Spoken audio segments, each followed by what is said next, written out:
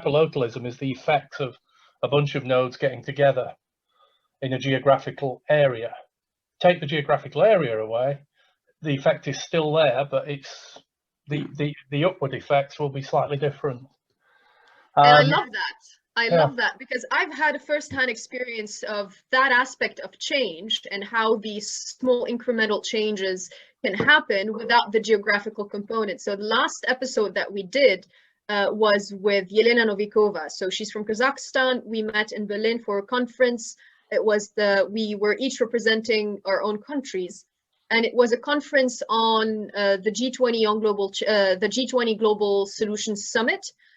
So it's a preparation for the G20 in terms of policy making, ideas coming together, think tanks, global leaders, Nobel Prize laureates, and so on and so forth. And they invited young people to represent the younger generation. And that happened in 2017. So since then, we've kept contact through social media, essentially also through WhatsApp. And we came to build connections to support each other whenever we were doing something.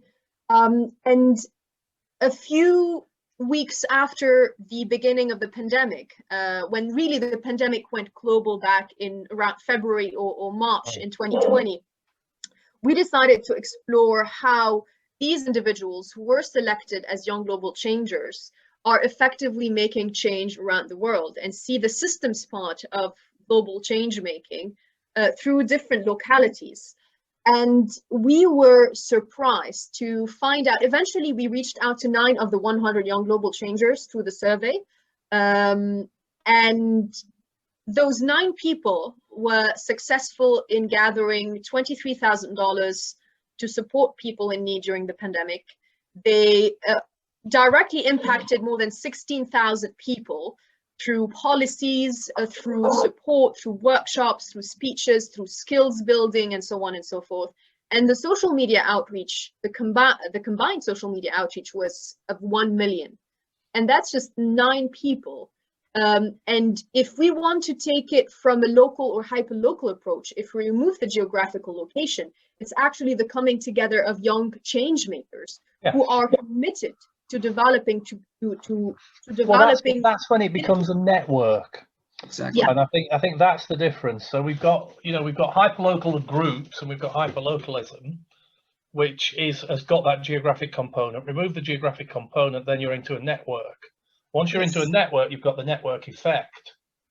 And I think that it's sort of interesting how it builds up like that. It's but I do think it's the opposite of what we've had in the 80s and 90s, where everything is globalized and centralized. Yeah. You know, and I think back to the grassroots. It really is, and it's up to the grassroots to do it. The problem is the education side. They've centralized education as well.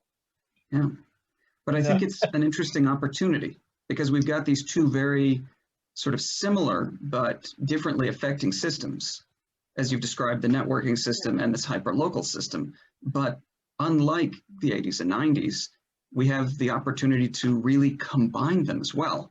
Where, as you said, you've got the people getting together in an online version of that pub saying, you know, David knows about these things. If he says so, then it must be right. He's always doing his research and, you know, we know. But if David is also connected to this global network, then suddenly you're connecting the dots in an entirely new way. And you get the benefits of both sides. If we can get effectively those young people to be looking at the way that they get their information critically and influencing their individual communities and holding them to a higher standard, saying, you know what, if you're going to make this kind of a claim, you really need to be able to back it up. And everyone's saying, whoa, you know, David knows this stuff.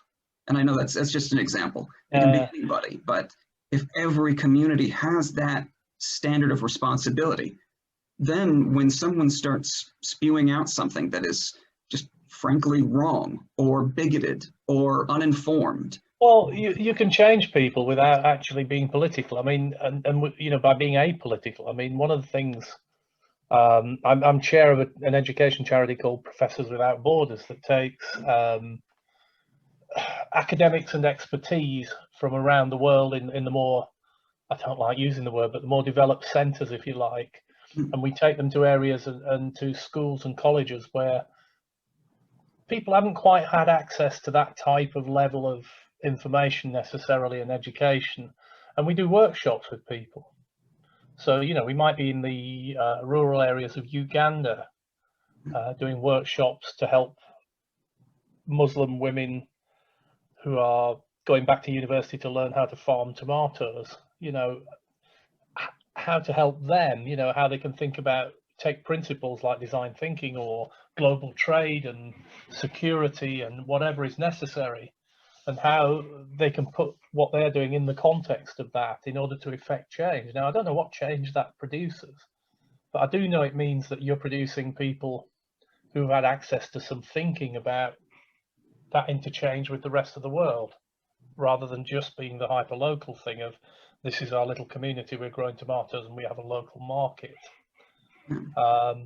And for the first time, they're starting to sort of get access to information that enables them to connect with a wider network. And that will inevitably bring change. It may take a long time, but if you change a few individuals' lives, it tends to have ripple effects.